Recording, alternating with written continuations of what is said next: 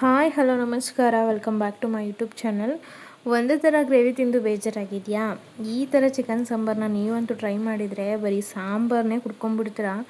ಅಷ್ಟು ಚೆನ್ನಾಗಿರುತ್ತೆ ಟೇಸ್ಟ್ ಮಾತ್ರ. ನಾವು ಏನು ಮಸಾಲೆ ಹಾಕ್ತೀವಿ ಅದ್ರ ಮೇಲೆ ಆ ಸಾಂಬಾರು ಟೇಸ್ಟು ಡಿಪೆಂಡ್ ಆಗಿರುತ್ತೆ ಅಂತಲೇ ಹೇಳ್ಬೋದು.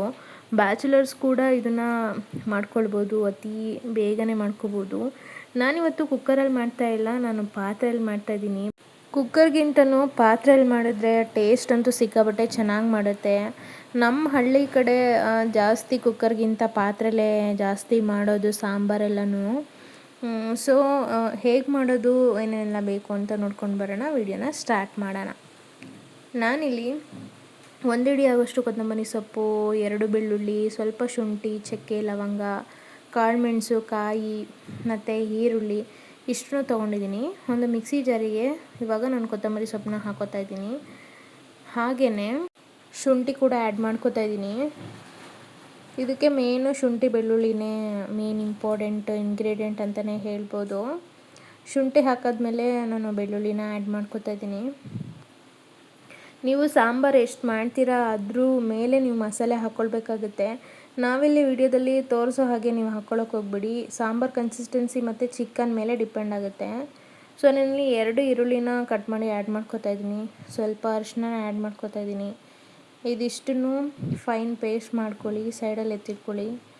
ಸೊ ನಾನಿಲ್ಲಿ ಇನ್ನೊಂದು ಪಾತ್ರೆ ತೊಗೊಂಡಿದ್ದೀನಿ, ಅದಕ್ಕೆ ಸ್ವಲ್ಪ ಆಯಿಲ್ ಹಾಕ್ತಾಯಿದ್ದೀನಿ. ಜಾಸ್ತಿ ಆಯಿಲ್ನ ಆ್ಯಡ್ ಮಾಡ್ತಾಯಿಲ್ಲ, ಬಿಕಾಸ್ ಚಿಕನಲ್ಲಿ ಏನಾದರೂ ಸ್ವಲ್ಪ ಫ್ಯಾಟ್ ಇತ್ತು ಅಂದರೆ ಅದರಲ್ಲೂ ಕೂಡ ಎಣ್ಣೆ ಬಿಟ್ಕೊಳ್ಳೋ ಚಾನ್ಸಸ್ ಇರುತ್ತೆ. ಸೊ ಆಯಿಲ್ನ ಕಡಿಮೆ ಹಾಕ್ಕೊಳ್ಳಿ. ಸೊ ಆಯಿಲ್ ಕಾದ ನಂತರ ನಾನು ಚಿಕನ್ನ ಹಾಕ್ಕೋತಾ ಇದ್ದೀನಿ. 1 kg ಚಿಕನ್ನ ಆ್ಯಡ್ ಮಾಡ್ಕೋತಾ ಇದ್ದೀನಿ.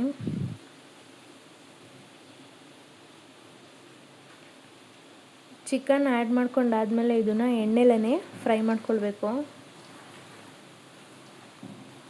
ರುಚಿಗೆ ಎಷ್ಟು ಬೇಕು ಅಷ್ಟು ಉಪ್ಪನ್ನ ಆ್ಯಡ್ ಮಾಡ್ಕೊಳ್ತಾ ಇದ್ದೀನಿ. ನೀವು ರುಚಿಗೆ ತಕ್ಕಂತೆ ನೋಡಿ ನೀವು ಆ್ಯಡ್ ಮಾಡ್ಕೊಳ್ಳಿ. ಇದನ್ನು ಉಪ್ಪೆಲ್ಲ ಹಾಕಾದ್ಮೇಲೆ ಸ್ವಲ್ಪ ನಾನು ಫ್ರೈ ಮಾಡ್ಕೊಳ್ತಾ ಇದ್ದೀನಿ.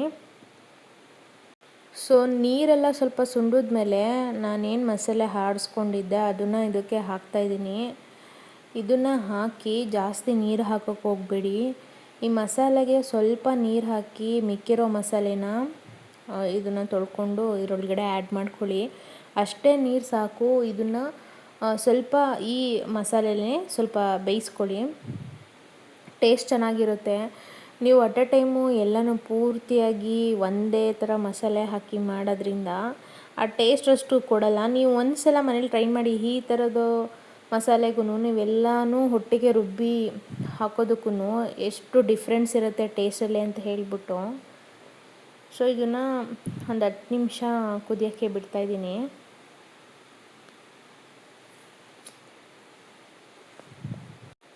ಟೇಸ್ಟ್ ನೋಡಿ ನಾನು ಸ್ವಲ್ಪ ಸಾಲ್ಟನ್ನ ಆ್ಯಡ್ ಮಾಡ್ಕೊಂಡಿದ್ದೀನಿ. ನಾನು ಆವಾಗಲೇ ಹೇಳ್ದಂಗೆ ರುಚಿಗೆ ಎಷ್ಟು ಬೇಕೋ ಅಷ್ಟನ್ನು ಸಾಲ್ಟನ್ನ ಹಾಕ್ಕೊಳ್ಳಿ. ಈ ಮಸಾಲೆಯಲ್ಲಿ ಸ್ವಲ್ಪ ಬೇಯೋಷ್ಟರೊಳಗೆ ನಾನು ಇನ್ನೊಂದು ಮಸಾಲೆನ ಆಡಿಸ್ಕೊತಾ ಇದ್ದೀನಿ. ಸ್ವಲ್ಪ ಚಕ್ಕೆನ ತೊಗೊಂಡಿದ್ದೀನಿ, 3 ಲವಂಗನ ತೊಗೊಂಡಿದ್ದೀನಿ. ಜಾಸ್ತಿ ಲವಂಗ ಹಾಕ್ಕೊಳ್ಳೋಕೆ ಹೋಗ್ಬಿಡಿ, ಸಾಂಬಾರು ಅದೇ ಫ್ಲೇವರ್ ಬರುತ್ತೆ. ಇದಕ್ಕೆ ನಾನು ಒಂದು ಅರ್ಧ ಟೇಬಲ್ ಸ್ಪೂನ್ ಆಗೋಷ್ಟು ಕಾಳುಮೆಣಸನ್ನ ತೊಗೊಂಡಿದ್ದೀನಿ, ಅರ್ಧ ಟೇಬಲ್ ಸ್ಪೂನ್ ಆಗೋಷ್ಟು ಜೀರಿಗೆನ ತೊಗೊಂಡಿದ್ದೀನಿ. ನೆಕ್ಸ್ಟು ಇದಕ್ಕೆ ನಾನು ಕಾಯಿನ ಹಾಕೋತಾ ಇದ್ದೀನಿ. ನೀವು ಎಷ್ಟು ಸಾಂಬಾರು ಬೇಕು ನೋಡಿ ಇದನ್ನು ಕಾಯಿ ಹಾಕ್ಕೊಳ್ಳಿ. ನಾನು ಸ್ವಲ್ಪ ಜಾಸ್ತಿ ಸಾಂಬಾರು ಮಾಡ್ತಾ ಇರೋದ್ರಿಂದ ನಾನು ಸ್ವಲ್ಪ 1 ಹೋಳಾಗೋಷ್ಟು ಕಾಯಿನ ಹಾಕ್ಕೊಂಡಿದ್ದೀನಿ. ಇದಿಷ್ಟನ್ನು ಸ್ವಲ್ಪ ಕಾಯೆಲ್ಲ ನುಣ್ಣಗಾದ್ಮೇಲೆ ನೀವೇ ನೋಡ್ತಾ ಇರ್ಬೋದು, ಇಷ್ಟು ನುಣ್ಣಗಾದ್ಮೇಲೆ ಮನೆಯಲ್ಲೇ ಮಾಡಿರುವಂತಹ ಸಾಂಬಾರು ಪೌಡರ್ನ ಹಾಕೋತಾ ಇದ್ದೀನಿ.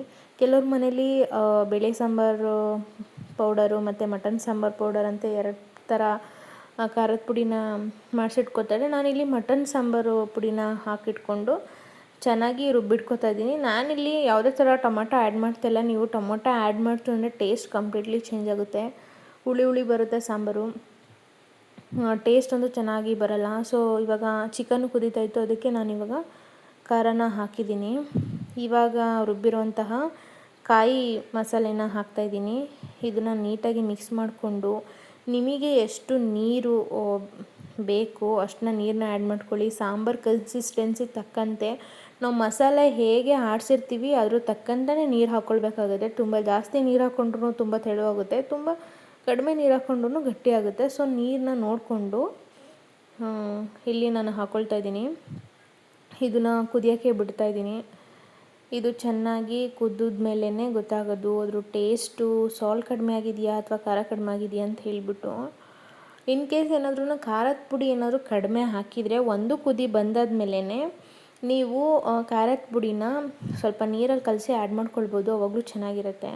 ಸೊ ಕುದಿಸ್ಕೊಂಡಾದ್ಮೇಲೆ ಎಷ್ಟು ಚೆನ್ನಾಗಿ ಬಂದಿದೆ ಅಂತ ಹೇಳಿ ಸಾಂಬಾರು ನೋಡ್ತಾ ಇರ್ಬೇಕಾದ್ರೆ ಅನ್ನಿಸ್ತಾ ಇದೆ ಸಾಂಬಾರನ್ನೇ ಕುಡ್ಕೊಂಬಿಡ್ಬೋದು ಅಂತ ಅಂದ್ಬಿಟ್ಟು. ಅಷ್ಟು ಚೆನ್ನಾಗಿರುತ್ತೆ. ಒಂದು ಸಲ ಮನೇಲಿ ಟ್ರೈ ಮಾಡಿ.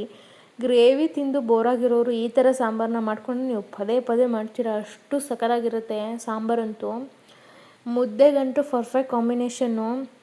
ಹಳ್ಳಿ ಕಡೆ ಒಂದು ಮುದ್ದೆ ಮಾಡಿ ಕೊಟ್ಬಿಟ್ರೆ, ಈ ಥರ ಸಾಂಬಾರು ಮಾಡಿ ಕೊಟ್ಬಿಟ್ರೆ ಅನ್ನನೇ ತಿನ್ನಲ್ಲ, ಅಷ್ಟು ಚೆನ್ನಾಗಿರುತ್ತೆ ಸಾಂಬಾರು. ಸೊ ನಾನು ಇದನ್ನು ಅನ್ನದ ಜೊತೆ ಸರ್ವ್ ಮಾಡ್ಕೊತಾ ಇದ್ದೀನಿ. ನೀವು ಅನ್ನ ಮುದ್ದೆ ಯಾವುದಕ್ಕಾದ್ರೂ ಸರ್ವ್ ಮಾಡ್ಕೋಬೋದು. ಸೊ ನೀವೇನು ನನ್ನ ಚಾನಲ್ನ ಸಬ್ಸ್ಕ್ರೈಬ್ ಮಾಡ್ಕೊಂಡಿಲ್ಲ ಅಂದರೆ ಈ ಕೂಡಲೇ ಸಬ್ಸ್ಕ್ರೈಬ್ ಮಾಡ್ಕೊಳ್ಳಿ. Thank you so much.